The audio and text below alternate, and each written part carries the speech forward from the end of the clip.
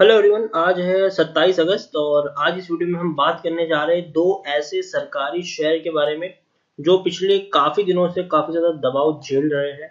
99 rupees के आसपास share trade कर रहा है GAIL गेल इंडिया का, और 80 रुपए के आसपास ONGC का शेयर ट्रेड कर रहा है। तो आज इस वीडियो में हम इन दोनों ही शेयर के बारे में बात करने जा रहे हैं और ये भी बात इनकी खरीदारी करने का यहाँ पर मौका है कि नहीं, और जिन्होंने खरीदारी की है उनको क्या करना चाहिए।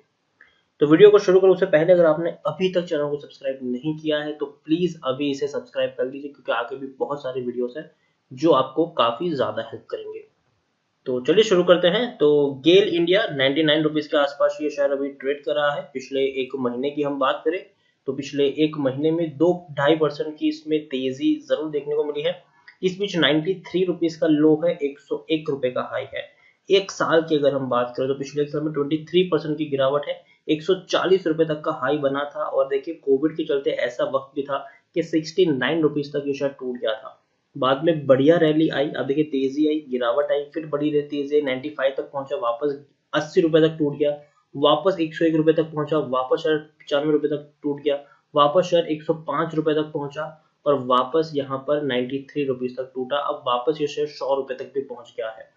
पिछले 3 साल की बात की तो पिछले 3 साल में ये जो शेयर है 30% की गिरावट लेके बैठा है, 200 रुपए तक के लेवल से टूटकर नीचे आया है। 10 साल की बात करेंगे तो पिछले 10 साल में गेल इंडिया का जो शेयर है वो 22% की गिरावट लेके बैठा है। चार्ट अगर आप देखें तो आप समझ जाएंगे कि ये वो शेयर नहीं है जिसको आप 5 या 10 साल के लिए होल्ड कर सके। ये वो शेयर नहीं है जिसको आप खरीद के भूल जाए। ये वो शेयर है जिसमें आपको खरीदारी करनी है निचले लेवल पर और प्रॉफिट हो तो आपको एग्जिट भी कर लेना है। और काफी स्लो मूव करता है ये शेयर। 10 साल में मुश्किल से 127 रुपए का ही इसका प्राइस रेंज देखने को मिला है। तो आप समझ सकते हैं कि कितना स्लो मूव करता है ये शेयर।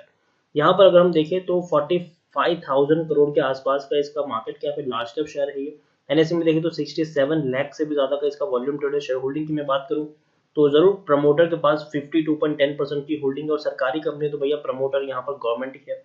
और FIs के पास 15.61% की होल्डिंग है, म्यूचुअल फंड के पास 11.26% की होल्डिंग, इंश्योरेंस कंपनी के पास 6.71% की होल्डिंग देखने को मिल रही है। तो बड़े बड़े फंड हाउसेस के पास भी एक बहुत बड़ी क्वांटिटी इसकी देखने को मिल रही है। यहाँ पर देखें कि जैसे कि मैंने कहा कि सरकारी कंपनी है, तो प्रेसिडेंट ऑफ इंडिया सबसे बड़े प्रमोटर है 51.76% की होल्डिंग के साथ। एक भी शेयर गिरवी नहीं है। 32 म्यूचुअल फंड स्कीम का पैसा लगा है और 585 से भी ज्यादा FIs यहाँ पर इन्वेस्टेड है। हाईएस्ट पब्लिक शेयर में आपको LIC देखने को मिल रहा है 5.80% की होल्डिंग के साथ। इंडिविजुअल इन्वेस्टर होल्डिंग 2.94% है और 64% का डिविडेंड पे कर रहा है। मतलब पर शेयर आपको 6 रुपए 40 पैसे का डिविडेंड यहाँ पर मिल रहा है, और इसी साल फरवरी महीने में इसने ये डिविडेंड भी पे किया है। गेल इंडिया की अगर मैं बात करने जाऊँ तो टेक्निकल रेटिंग अभी इनकी न्यूट्रल दिखाई दे रही है, क्योंकि देखिए अभी भी इसके अकॉर्डिंग हम कह सकते हैं कि सिचुएशन नहीं आई है। क्योंकि दिक्कत यहाँ पर यह है कि भले ही हम लोग अनलॉक के फेज में आ चुके हो, लेकिन अभी भी जो ऑयल और गैस का जो कंजम्पशन है वो बहुत ही कम है, बहुत ही कम है। और पहले चीज जो टूरिज्म इंडस्ट्री है वो सबसे पहले बर्बाद हो रही, मतलब काफी कम हो चुकी है। कोई कोई कहीं घूमने नहीं जा रहा है, कोई कहीं बाहर नहीं निकल रहा है, कोई बड़ी ट्रिप के लिए कोई कहीं नहीं जा रहा है। अगर लोग घूमने निकल भी रहे हैं तो अपने शहर के आसपास की जगह में भी लोग, आसपास की जगह में भी लोग जा रहे हैं। कोई बड़ी ट्रिप कोई नहीं कर रहा है। और अगर हम बात करने जाए तो इसीलिए गैस और ऑयल का जो कंजम्पशन है वो काफी कम होता हुआ हमें देखने को मिला है। पीई इसका 8.09 है, इंडस्ट्री पी 7.03 है, बुक वैल्यू 96 है, प्राइस टू बुक वैल्यू 1.03 है, ईपीएस 12.31 है, और डिविडेंड तकरीबन 64 के आसपास है, डिलीवरी 23 के आसपास देखने को मिली है। According to Moneycontrol user 94% लोग खरीदने की सलाह दे रहे हैं और 6% लोग होल्ड करने की बात करें। मतलब हर कोई खरीदारी करने की या फिर होल्ड करने की बात करें, कोई भी यहाँ पर बेचने की सलाह नहीं दे रहा है। हर कोई यहाँ पर पॉजिटिव है। हर किसी का मानना है कि बढ़िया क्वालिटी का शेयर है, आपको आपका जो पैसा है उसका बढ़िया रिटर्न आने वाले दिनों में जरूर मिल सकता है। उसके अलावा हम देखें तो कई सारे ब्रोकरेज हाउसेस है, उनकी भी कमेंट्री आप देखिए। डोलट कैपिटल की मैं बात करूँ तो उन्होंने यहाँ पर अप्लीमेंट करने की सलाह दी है और टारगेट है 115 रुपए का। और उसके साथ एम की ग्लोबल की बात करें तो बाइंग रेटिंग है गेल में और तकरीबन 130 रुपए का टारगेट प्राइस इन्होंने दिया हुआ है। ICICI डायरेक्ट ने हालांकि रिड्यूस करने की सलाह दी है और 90 रुपए का टारगेट रखा है।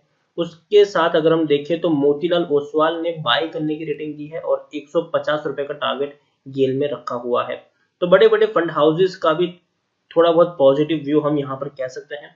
यहाँ पर हम देखें जून क्वार्टर में 190 करोड़ का इनको मुनाफा हुआ था और इसी के चलते थोड़ी बहुत हमें गिरावट भी देखने को मिली थी, क्योंकि इससे पहले अगर हम देखें तो इसने काफी बड़ा प्रॉफिट बुक किया है। 4155 करोड़ के आसपास का मुनाफा इसने मार्च क्वार्टर में रिकॉर्ड किया था और तब शेयर में इतनी बड़ी रैली आई थी कि 70 रुपए का शेयर बहुत ही कम वक्त में 100 रुपए तक पहुंच गया। दिसंबर 2019 में 1015 करोड़ का मुनाफा हुआ था। सितंबर 2019 में 850 करोड़ का प्रॉफिट था। जून 2019 में 1250 करोड़ का प्रॉफिट था। तो काफी अच्छे मुनाफे हर क्वार्टर में इस कंपनी ने रिपोर्ट किए हैं। इस बार प्रॉफिट थोड़ा कम हुआ क्योंकि भैया सबको पता है कि कोरोना था, लॉकडाउन था, तो हालत थोड़ी खराब तो होनी ही थी, क्योंकि इनका जो पूरा का पूरा जो सप्लाई चेन था वो डिस्टर्ब हो चुका था यहाँ पर। और ऑलरेडी हम शेयर होल्डिंग के बारे में बात कर ही चुके हैं, तो मैं यही कहूंगा कि गेल देखिए ये वो शेयर नहीं है जिसमें आप ये सोचो कि भैया एक दो हफ्ते में बड़ी रैली आ जाएगी यहाँ पर। जी नहीं, काफी स्लो मूव करता है ये शेयर, काफी स्लो मूव। तो जो शॉर्ट टर्म निवेशक है उसको इसमें पड़ना ही नहीं चाहिए। इसमें उन लोगों को खरीदारी करनी चाहिए जिसमें पेशेंस हो कि भैया 6-7 महीने तक वो लोग निवेशित रह सके, वही लोगों को यहाँ पर खरीदारी करनी चाहिए। और अभी भी मुझे लगता है कि गेल इंडिया एक अच्छा शेयर है, लेकिन लॉन्ग टर्म पर्सपेक्टिव से, लॉन्ग टर्म से मेरा मतलब 5-10 साल बिल्कुल भी नहीं है। लॉन्ग टर्म से मेरा मतलब है कि आने वाले 7 या 8 महीने के लिए एक अच्छा शेयर है। यहाँ से जरूर आप यहाँ से अभी भी 20% का ग्रोथ का एक्सपेक्टेशन रख सकते हो।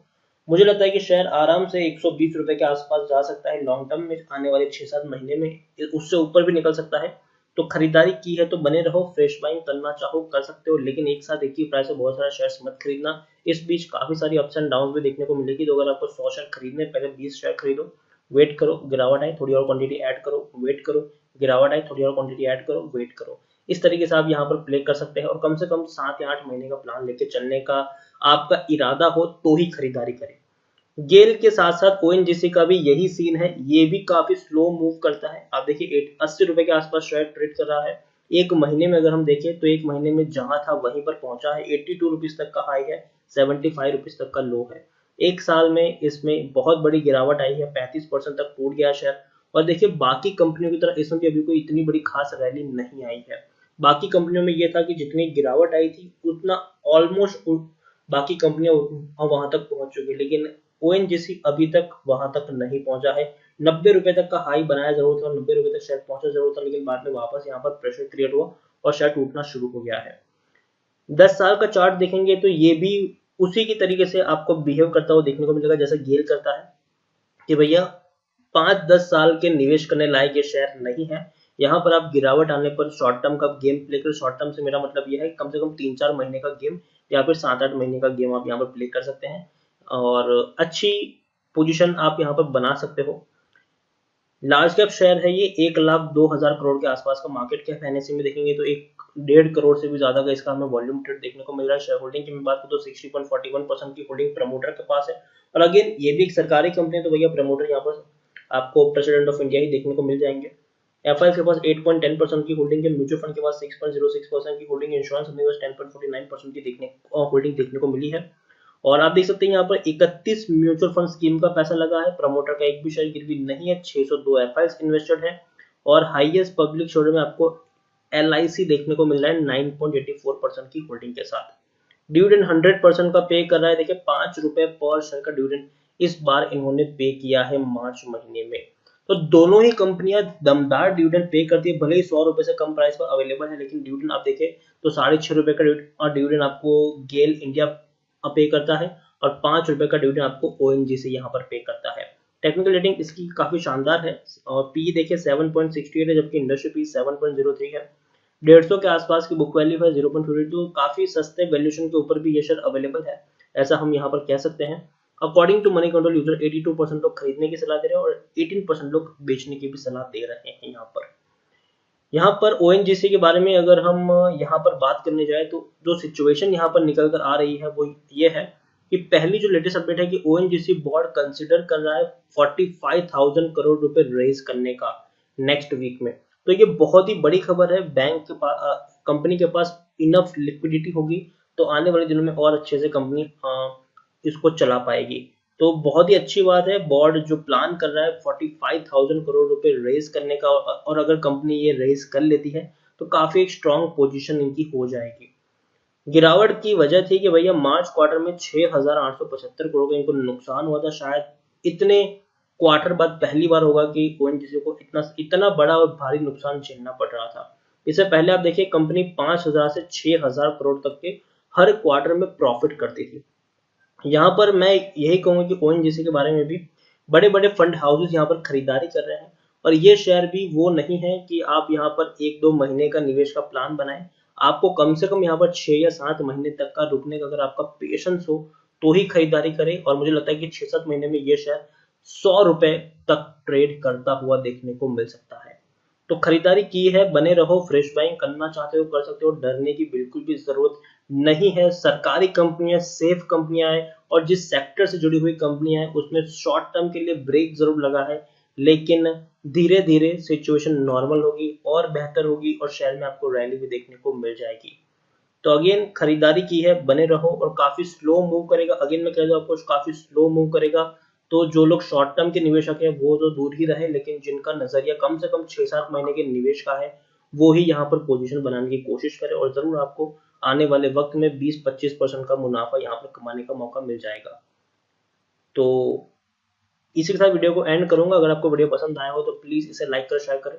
अगर आप चैनल पर पहली बार आए तो प्लीज सब्सक्राइब करें, और गेल इंडिया और ओएनजीसी के बारे में आप क्या सोचते हैं वो भी आप मुझे कमेंट में लिखकर बता सकते हैं। Thank you.